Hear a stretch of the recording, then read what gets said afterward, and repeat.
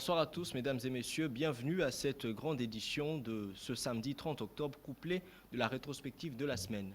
Le président de la République, Félix-Antoine Tshisekedi, a pris part le samedi 30 octobre au sommet du G20 à Rome, où il est arrivé en provenance de Jérusalem. Le chef de l'État congolais a été invité à ce rendez-vous de dirigeants mondiaux pour représenter l'Afrique à titre de président en exercice de l'Union africaine. Les dirigeants du G20 vont définir entre autres les priorités de la prochaine phase de mobilisation contre la pandémie de Covid-19 avant la tenue de la COP26.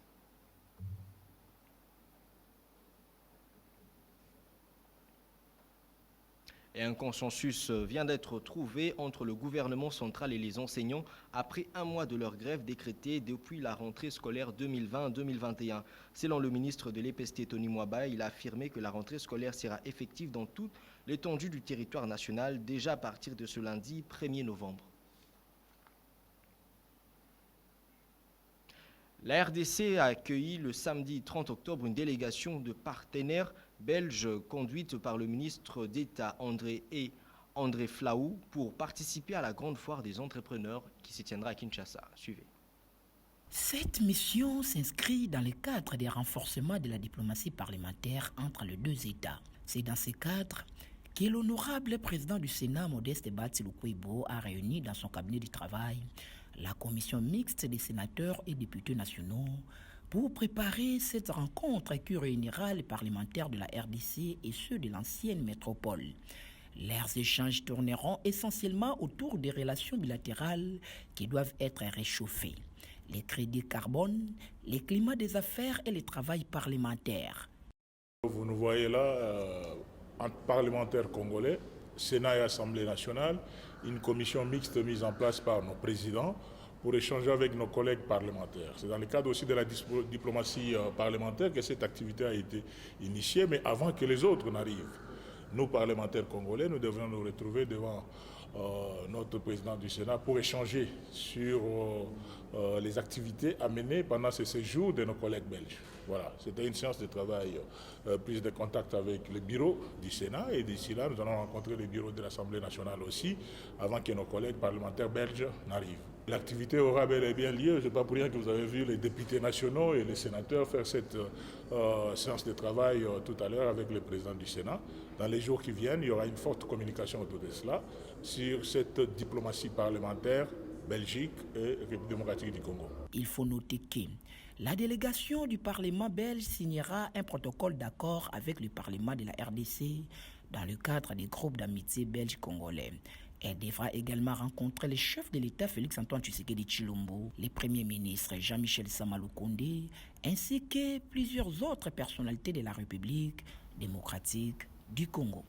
Et le vendredi 29 octobre a marqué la fin du bureau Nanga et les débuts du travail pour Denis Kadima et son bureau. C'est la cérémonie des remises et reprises s'est tenue en la salle Abbé Apollinaire Malou devant les agents et cadres de la CENI. Suivez. Installé depuis 2015 à la tête de la Centrale électorale nationale indépendante, 6 ans après, Corneille Nanga et l'ensemble de son bureau ont cédé la place ce vendredi 29 octobre à Denis Kadima et à son équipe. C'est devant les agents et cadres de la CENI que l'alternance entre l'ancien et le nouveau président s'est déroulée. Avant de partir, Corneille Nanga est revenu sur les avancées accomplies dans le pays grâce à la Centrale électorale nationale indépendante et a appelé son successeur à maintenir le cap de l'alternance pacifique. Permettez-moi, Monsieur le Président, néanmoins, de rendre un dernier hommage à mes collègues avec qui on a cheminé depuis près de 8 ans. Un hommage mérité en vous disant, moi personnellement je l'avais dit en votre nom, que je sortais ici avec un sentiment d'avoir accompli la mission.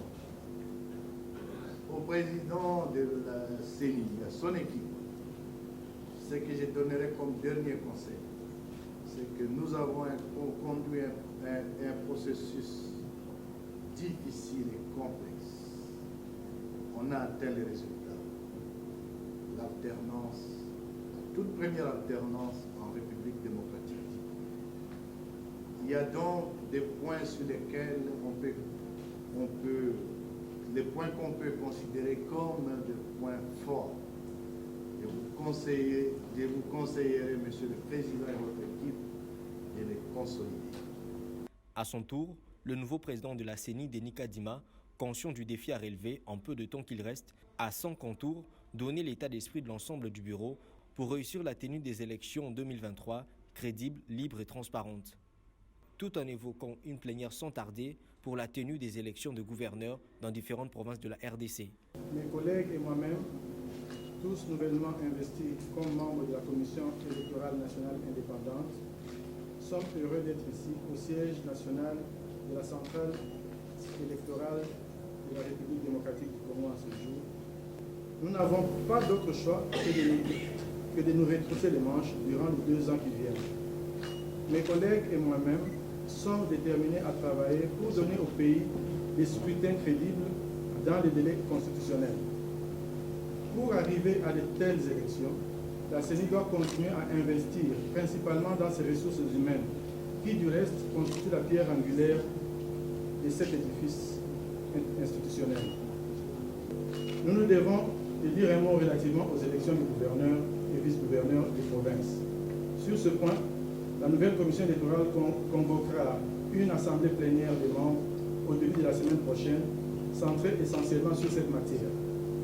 Le président de la CENI, Denis Kadima, a fait savoir ne pas hésiter un seul instant de solliciter la sagesse et expérience de son prédécesseur pour la réussite de la tenue des élections prévues en 2023. C'est par une photo de famille et une ambiance conviviale que s'est clôturée cette cérémonie des remises et reprises au sein de la CENI. Ce samedi 30 octobre, le camp Katumbi a haussé le ton. Le groupe de 15 associations katumbistes ont dans une déclaration exprimé leur mécontentement suite aux complications qu'aurait connues Moïse Katumbi et sa délégation à l'aéroport de Njili en provenance de Lubumbashi pour Kinshasa. Suivez. Les groupes de 15 associations katumbistes est monté au créneau pour dénoncer l'injustice dont a été victime Moïse Katumbi et sa délégation à leur arrivée à Kinshasa. Une situation que les katumbistes ont condamnée fermement en soulevant un avis contraire à l'union sacrée. Commence. Hier, comme vous le savez, notre modèle est venu, a atterri à Kinshasa, en homme de paix. Mais ceux qui sont de l'autre côté aujourd'hui, qui nous montrent leur couleur, qui est une couleur qui fait mal, parce qu'ils ont commencé par nous ravir le peu que nous avons, avec leur âme. De l'autre côté, ils nous ont fait mal, une fois de plus, en nous imposant une personne que nous n'avons pas voulu, que nous ne voulons pas, qui est la personne de M. Kadima comme président à la CENI. Et aujourd'hui, ils ont ressorti d'autres griffes, ceux de malmener notre modèle, notre chairman, la personne de Moïse Katumbi Tchapoui, un homme de paix, qui a accepté d'adhérer dans l'union sacrée parce que c'était une bonne décision. C'était une bonne proposition du chef de l'État. Et M. Katumbi a adhéré parce qu'il avait dit ceci: je fais l'opposition républicaine. Ce qui est bon, je soutiens. Et ce qui ne va pas, je ne soutiendrai pas. Aujourd'hui, il y a des choses qu'il ne veut pas soutenir. C'est l'injustice, c'est l'imposition, c'est la dictature qui s'installe peu à peu. Face au climat politique actuel, les katumbistes se disent rangés derrière la vision de Moïse Katumbi, auquel ils témoignent un soutien indéfectible. Nous, associations et mouvements katumbistes, avons l'honneur à la joie de vous accueillir aujourd'hui ici à Kinshasa, siège des institutions, et vous souhaitons les bienvenus et bon séjour parmi nous, Monsieur le Président. Monsieur le Président, au regard de la situation politique, économique et sociale que prévaut notre pays, la République démocratique du Congo est confrontée aux multiples problèmes et humiliations que subit ton peuple chaque jour, jugé inacceptable, inconcevable et disproportionnel avec votre vision politique et l'amour que vous avez pour le Congo et qui vous caractérise. Notre regroupement des associations katumbistes vous témoigne son soutien indéfectible pour le retour de la dignité et à l'ordre de tous.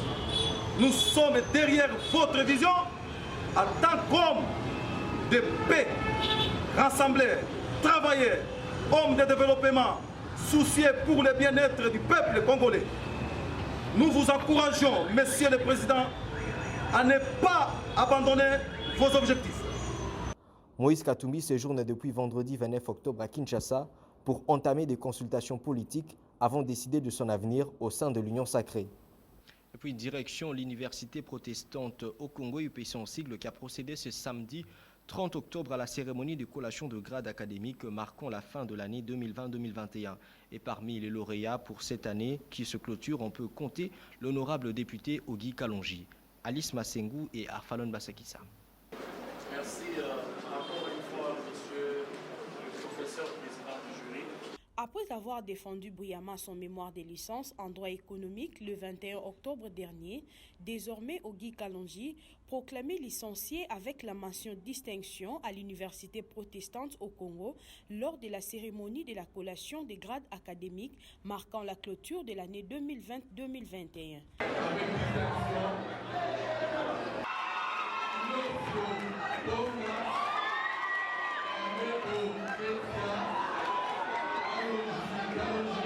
À la grande satisfaction de tous, Maître Ogi Kalonji a livré ses impressions tout en invitant les jeunes de cette génération de ne jamais désespérer dans la vie car les études n'ont pas de limites. Je suis très satisfait. Je suis très satisfait parce que le parcours a été très long.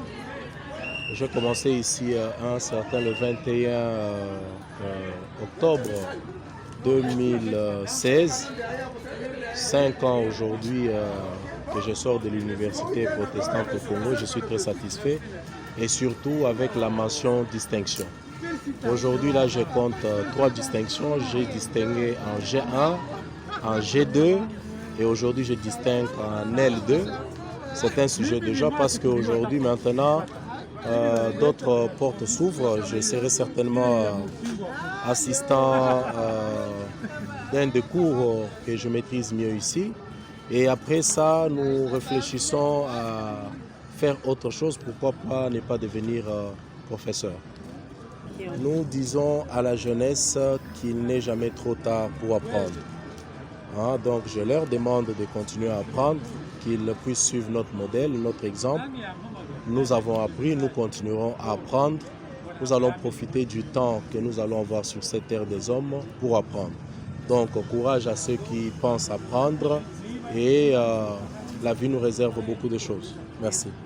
On note également qu'à l'issue de cette cérémonie, une ambiance de convivialité et sereine régnait en ces jours fastes de l'honorable Ogi Kalonji qui a suspendu son parcours estudiantin à cette alma mater. La nouvelle société civile de Jonas Tchombela a procédé ce vendredi 29 octobre au centre Thérésanium au lancement officiel du projet sur les réformes législatives conformes aux standards internationaux en matière de loi garantissant l'égalité de sexe et droits de la femme. Arfalon Basakissa. Accompagné de différents partenaires, ONG, Diaconia et la coopération suédoise SIDA, tous se disent prêts à porter main forte à l'initiative prise par la nouvelle société civile congolaise de Jonas Tchombela. À ce qui concerne le lancement du projet, des réformes législatives conformes aux standards internationaux en matière de loi garantissant l'égalité des sexes et droits de la femme 2021-2023.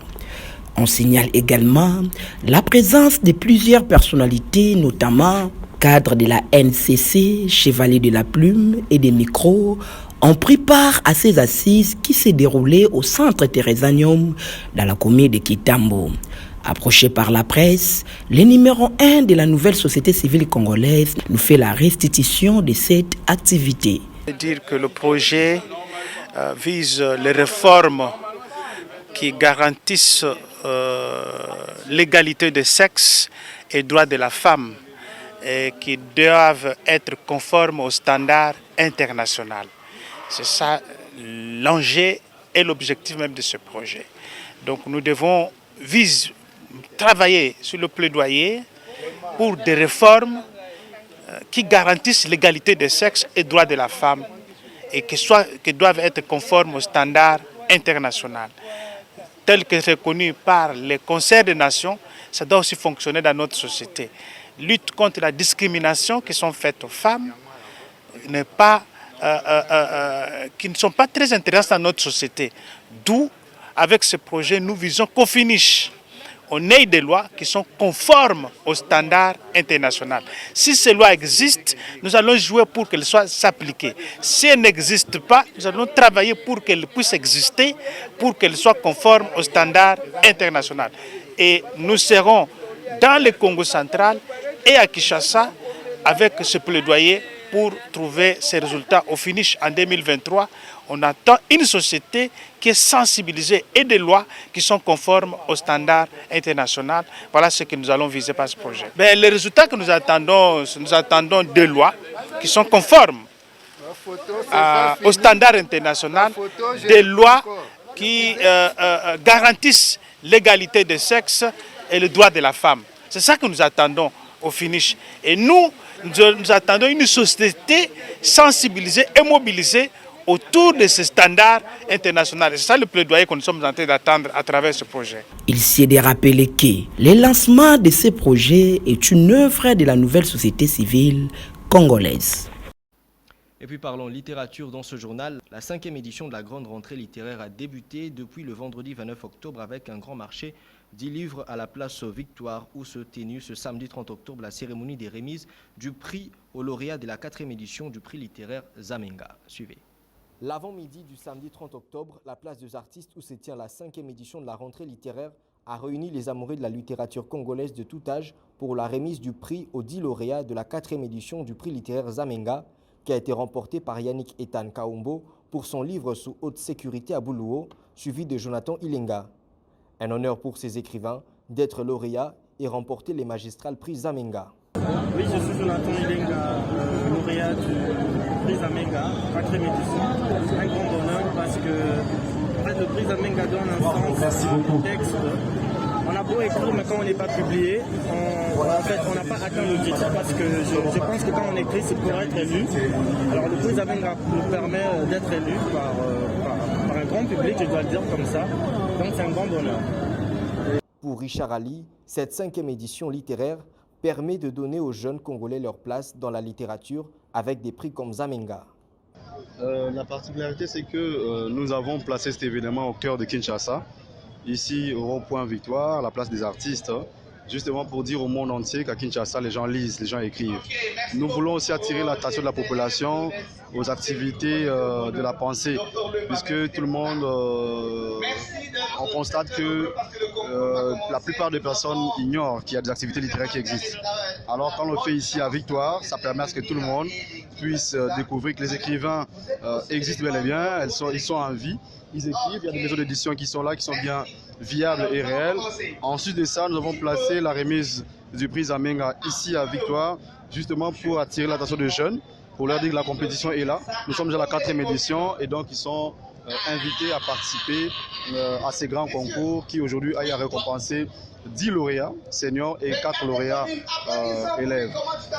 Il faut noter la présence de la ministre de l'Éducation belge du programme Wallonie-Bruxelles qui a pu voir l'intérêt de jeunes Congolais à la littérature. Cette 5e édition de la rentrée littéraire couplée du marché du livre va se clôturer le dimanche 31 octobre.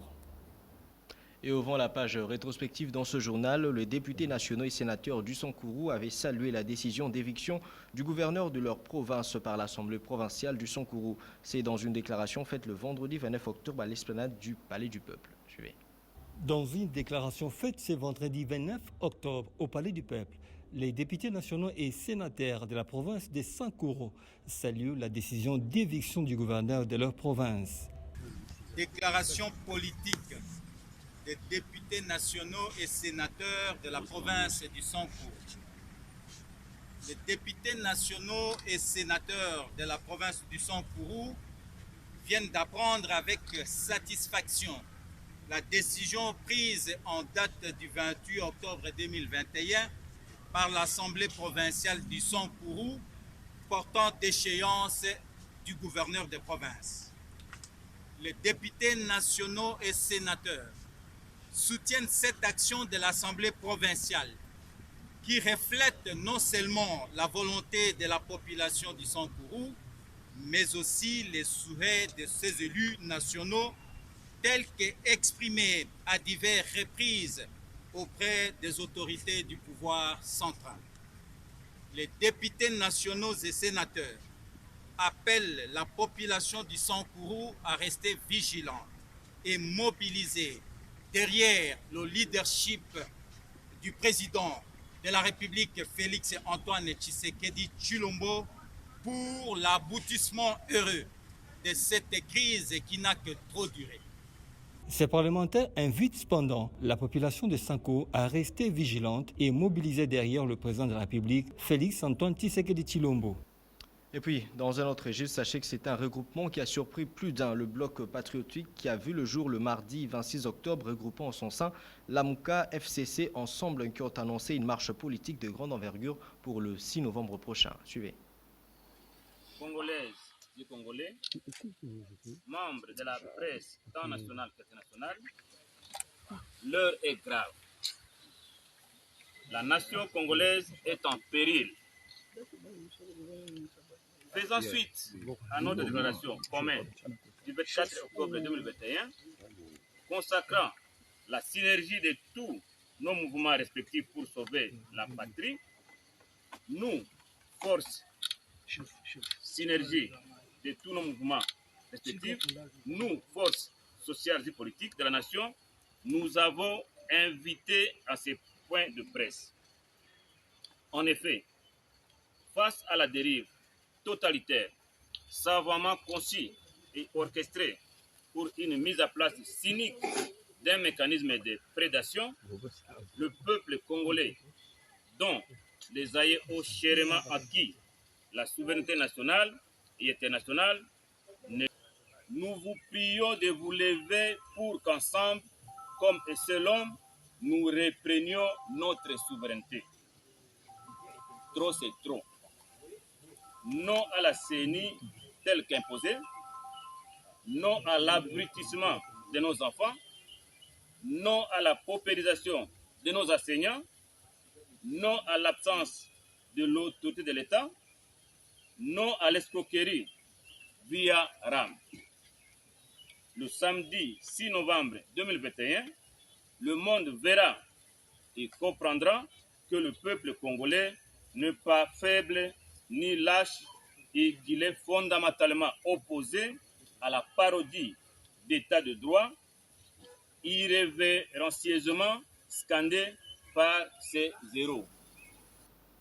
L'association de métis au Congo a déposé vendredi 29 octobre au Palais de la Nation le mémo pour réclamer les dédommagements de leurs 5 sœurs métisses qui ont été victimes de viols lors de la colonisation à l'époque du Congo belge. Reportage signé Maté Mutombo.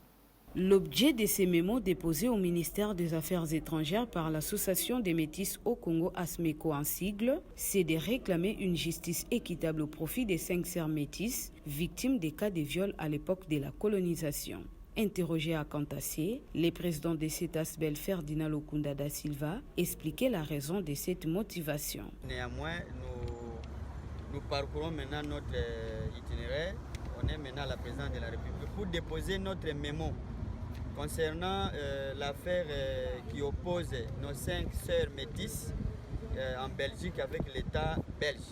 Donc nous reprochons maintenant à l'État belge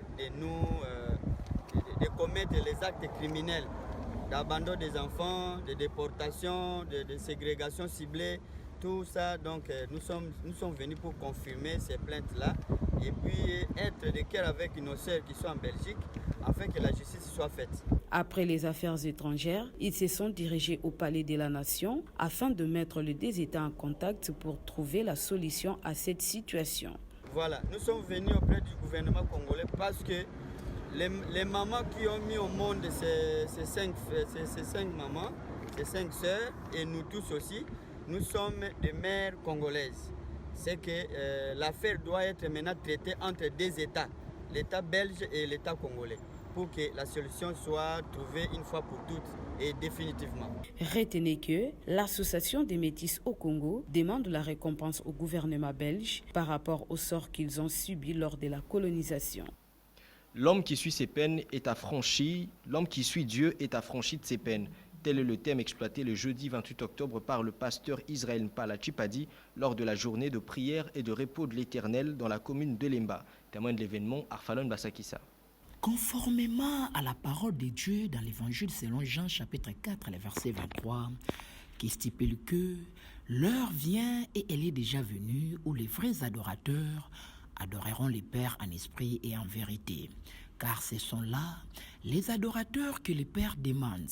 C'est dans cette optique. La communauté messianique Les Bérins, ensemble avec son représentant légal Israël Mpala Chipadi, ont organisé jeudi 28 octobre dernier à Lemba Super, en la salle des fêtes CPK, une journée de prière et de repos de l'Éternel dont le thème intitulé « L'homme qui suit Dieu est affranchi de ses peines ». Dans son homélie, le pasteur Israël Mpala Chipadi a, au nom de l'Éternel, brossé sur la question politique de l'ère. Il s'agit notamment des 2 mandats de Félix-Antoine Tshisekedi Tshilombo et la pacification de l'Est de la RDC. Tel a été le plan de Dieu pour le monde entier, car la RDC sera dans un futur pays de refuge pour le monde, a-t-il indiqué le pasteur de cette église. Je vais te dire à toi qui est dessus de ce pays, particulièrement la ville de Kinshasa. Il a vu les refuges, ville où nous avons Bogissa, on a eu Oya. Nous avons invité la Kinshasa. Ne vois pas les réalités d'aujourd'hui. Les réalités d'aujourd'hui, c'est ce que Ephraïm et Manassé par Monaki. Ils avaient vu qu'il y avait le peuple là-bas. Ils avaient vu qu'ils étaient forts, ils pouvaient rien faire. Oui, aujourd'hui, nous vivons les réalités de la on a vu sur RDC. Mais donner prophétiquement, RDC et l'Ogoya. C'est l'Ogoya pour le Malobate. Et c'est l'Ogoya pour que toutes les nations viendront ici. Et ils viendront ici, viendront chercher Dieu ici. L'évangile partira d'ici. Qu'est-ce que je dis? L'évangile n'a qu'à partir d'ici pour affecter tout le monde entier. J'invite le président de ne pas négliger l'Est. C'est à l'Est que les choses vont commencer à se passer. D'ailleurs, ceux qui sont venus d'Israël, ils sont passés par l'Est. Par l'Est, par l'Est. Nous avons des Israélites parmi nous ici. Nous avons des Lévites parmi nous ici.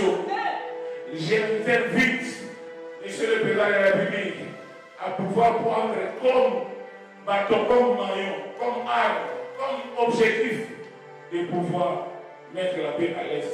On note également la présence des différents hommes de Dieu ont marqué de leur présence à cette activité.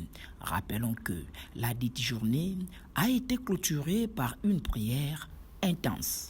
Et voilà, c'est par ici que s'achève ce journal. Merci de l'avoir suivi et très bon week-end chez vous. Au revoir.